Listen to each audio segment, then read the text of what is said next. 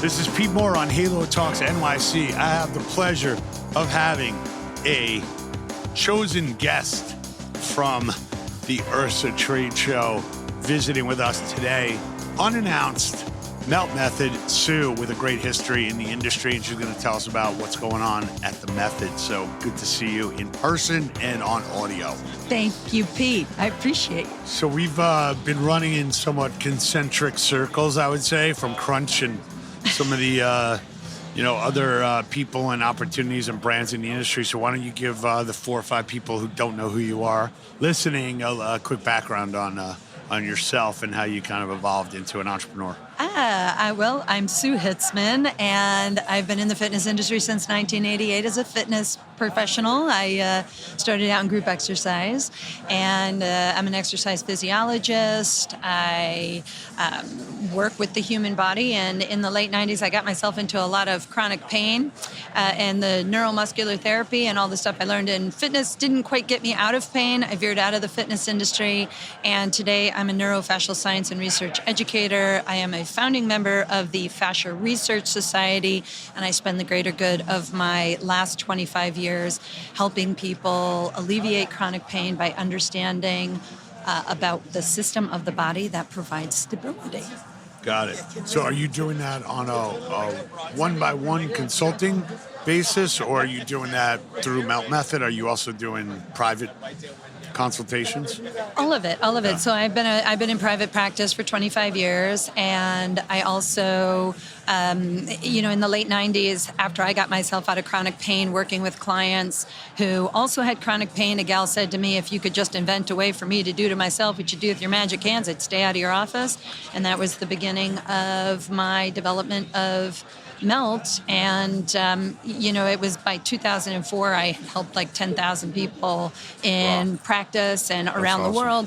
And so I thought, I think I could teach this in a group environment. So I started doing it in group exercise, 2008 started doing teacher trainings and things like that, and then a book, and then another book, and now we're around the world with 2,500 instructors and hundreds of thousands of people trying the method. One of the things that bothers me in the industry is when people provide services that are completely game-changing to someone's life and don't charge enough for it. Like chronic pain is probably got to be on the top of the list, unless you have some really, terminal illness, right? That's not curable, or the treatments are just, destroy your human body in the process of, so hopefully curing you. Chronic pain, almost everybody, probably 70% of the people, I guess, have chronic pain. It's the dirty little secret of fitness, is it not? Right? Everybody, I always say that people eat right and exercise and still have chronic pain. Right.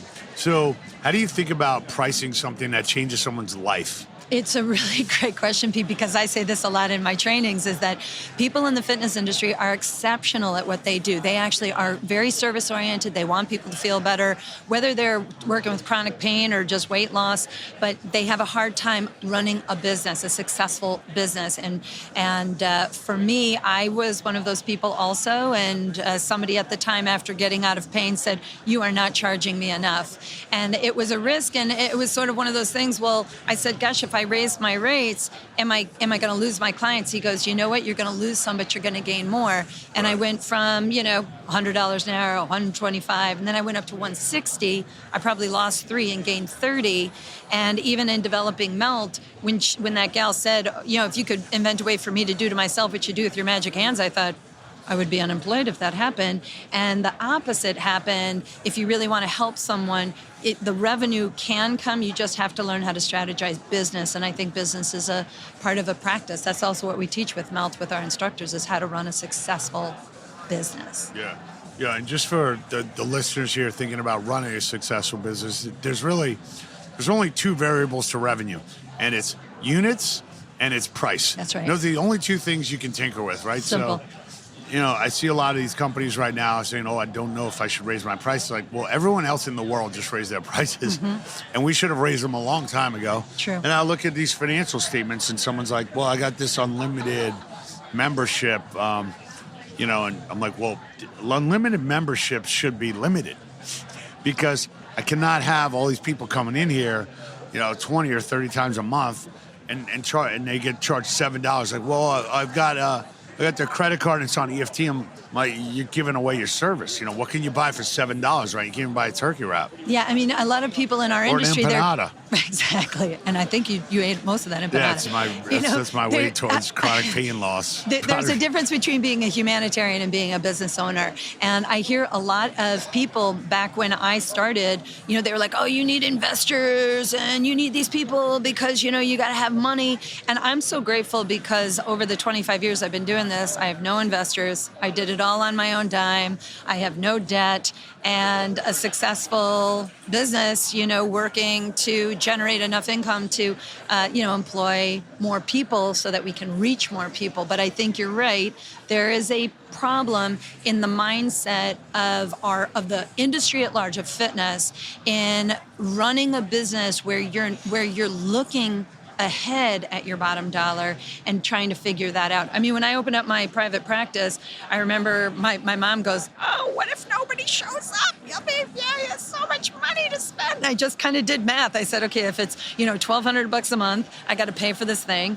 If I charge people $120, it means I only have to see 10 people a month. And I was seeing 50 people a month. Right. And so I was always in a positive. And then, of course, the other thing is also saving money. Learning how to spend, but have your expenses and your revenues not just match, but having the revenues actually be a little higher than the expenses. Yeah, I think what happens is you go through these periods of investor euphoria and a lot of headlines that makes you think, oh, I'm missing out on taking in this investment and this chain got this valuation. Wow.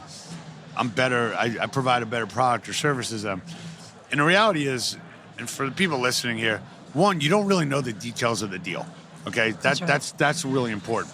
So when someone says they got a $20 million brought in and a $100 million valuation, what people don't realize is that worst case scenario, if this fails, they get their $20 million back first. Right. Okay, they don't share that with you. They don't take a pro rata loss on the deal. They get their first $20 million, okay? Yeah. So the liquidity preference is very material. I bring in $20 million, I'm behind the first 20.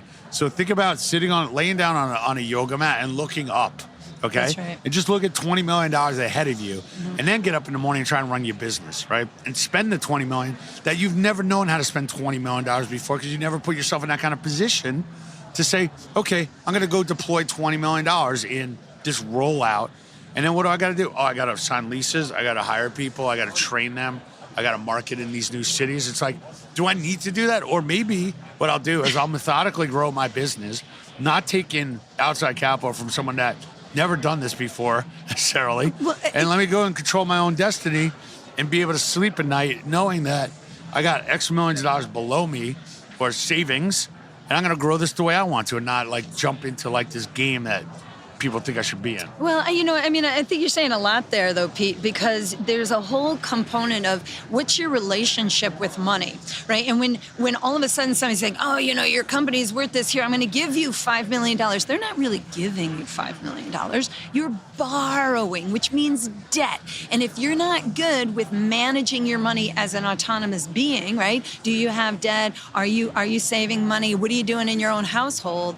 Then running a business is going to be flawed. And I think there are a lot of people who have the dollar marks in their eyeballs just looking at the money. And for me, I guess I never really went out to, developing something. I didn't even go out to develop a method. I just wanted to help my community get out of pain. But there's a part of it where once you do start to pay your bills, then the reality is if you really want to reach more people, you do have to generate more money to be able to advertise, for marketing, for PR, for social media, all these things that are in our modern times. And for those of us in our 50s, there were none of these things way back when. And now that there is, I think we, again, our value to money and how much it costs to do business is something I don't know if everybody's prepared for. I didn't go to business school. I learned it on my own, and I definitely, people always want to say, oh, you're going to miss the pitfalls, but pitfalls are going to be there. And if you're not really failing, you're probably not trying hard enough. And if you have passion, you have purpose, and you have people around you that you can be advised from, I think that's what gets you further in, you know, your business. I think you can't go at it alone. And if you do, I think that's where the worst aspect of it is. Yeah, look, I think that the last 5 minutes of conversation are really important because there's this urge for people to jump in and say, oh, I brought in this capital, I have this investor. And it's someone now that you report to. It's someone now that's outside your business that thinks they're inside your business and might know more than you do, and, you know, a critical thinker, or maybe a uncritical thinker, or maybe just an annoyance. So there's a significant amount of pressure that's put on an entrepreneur. And before you take that money in, I always say, what do you want your life to be? And how does this fit in to your life plan? And then just one more, you know, anecdotal story, and then we'll move on. There was a group of studios that 2 women owned in the Midwest, and they said, we want to replicate this from St. Louis into like Kansas City. And I said, why? And they said, we guess there's a market opportunity. Like, do you want to travel, you know, every day or every week? Did you think it through? Do one of you want to be there? Does anybody want to miss a soccer game, a little league game? You know, so think about your life now and what you want your life to be, and then make sacrifices to potentially get there. Well, and also life happens. Or don't. Yeah, problems happen, right? You know, loss happens, somebody dies, you gotta, you know, you lose your house. So I think, again, is the person ready to grow their business? And just how you're saying, it's, you know, it's people, but it's also personality. And I'm really grateful, you know, I got to meet my new CEO who came on in January, Brian Anderson. Big shout out to Bri. You know, you have to have complementary people and people who see your vision. So I wonder, with a lot of new business owners in the fitness industry, do they actually have a vision of what they want, and have they kind of put it down on paper?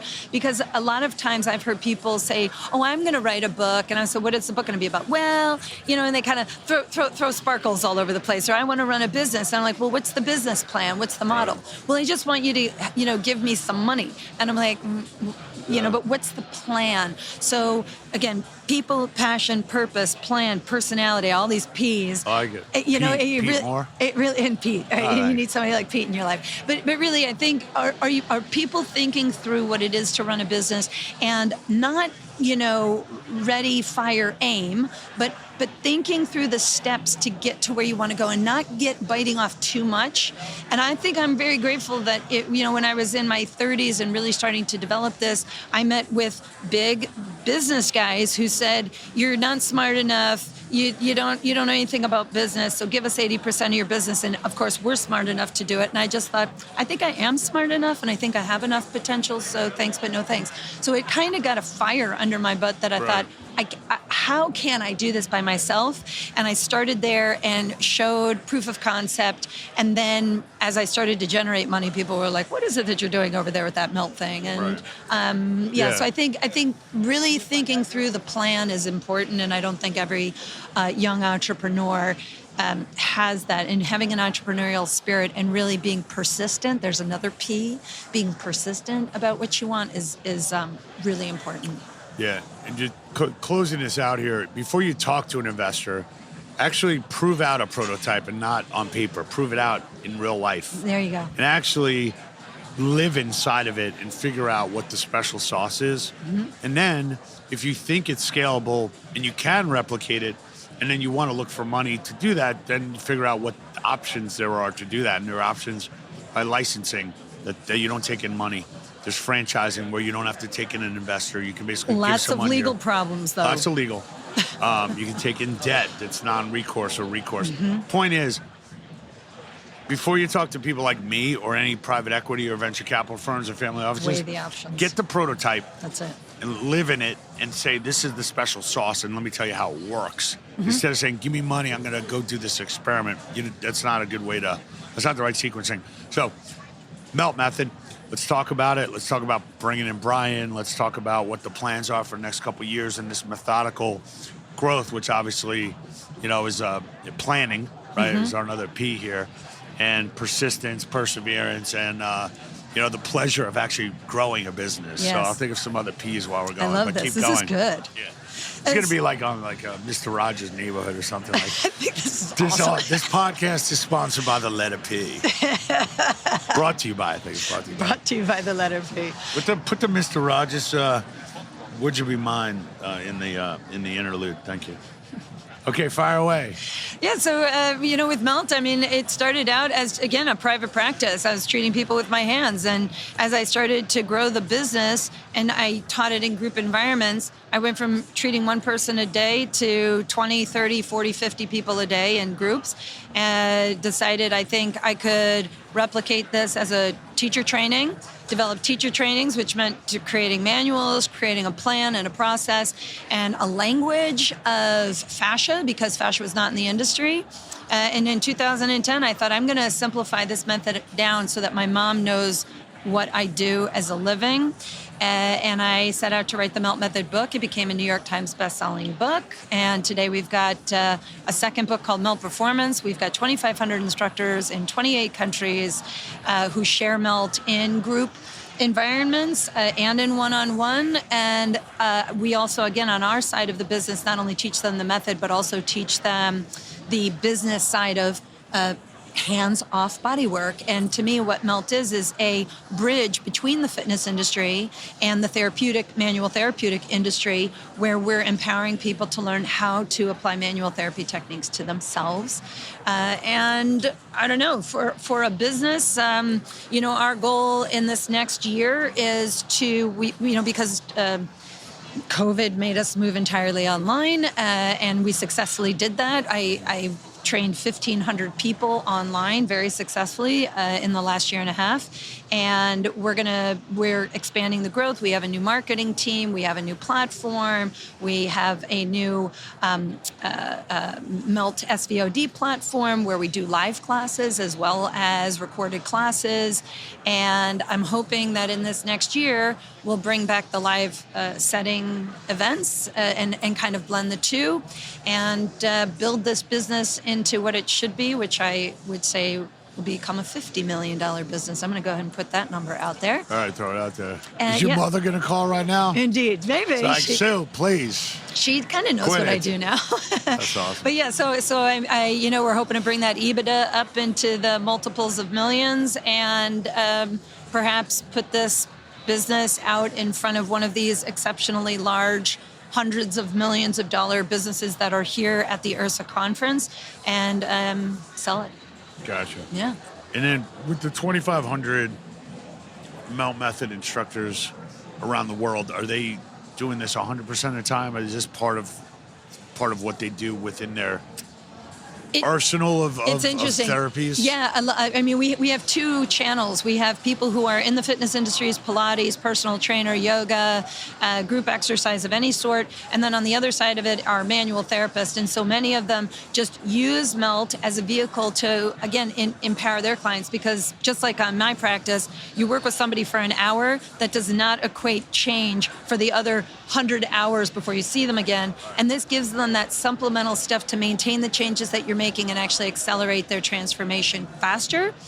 You get to see more clients and build your business. A lot of our instructors, though, who were Pilates say, I don't even really teach Pilates. I've been so successful with Melt. I do 90% Melt, 10% Pilates, and I'm doing these series events and live classes and online, and they've generated enough revenue to bring their kids into college and buy their first car and buy their new house. And so I really feel very grateful that we've helped young entrepreneurs learn how to become better business people. That's great.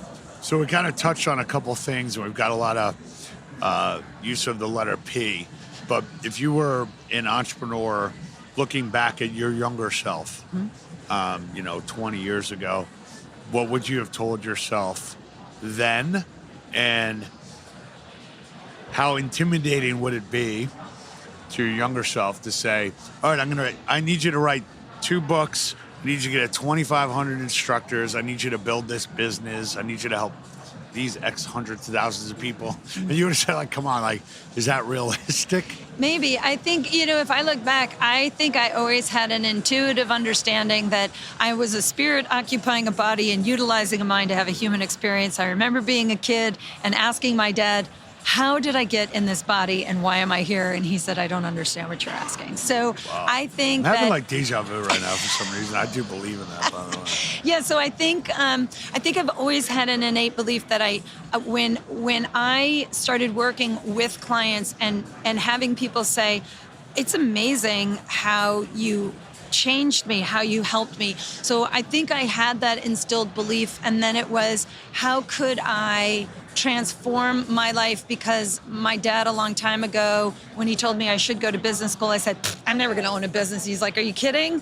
You're so outspoken, nobody's going to hire you. Like, you're going to have to own your own business. That's why I said that. Yes. That's a You're great... going to have to do it yourself, Sue. Do it the hard way. So I think I always knew that I needed to. I had two entrepreneurial parents. I always did it for myself. And so I'm not really sure I would have changed anything. I think, if anything, the belief that I had to do everything myself and do it the hard way was maybe the one message that my dad gave me that maybe kind of slowed down some of my process, but also I think it saved me from doing stupid investments or spending too much money too fast. And he was one of those guys that said, if you have a credit card, you got to be able to pay that credit card off every month. It's not, don't ever run a debt.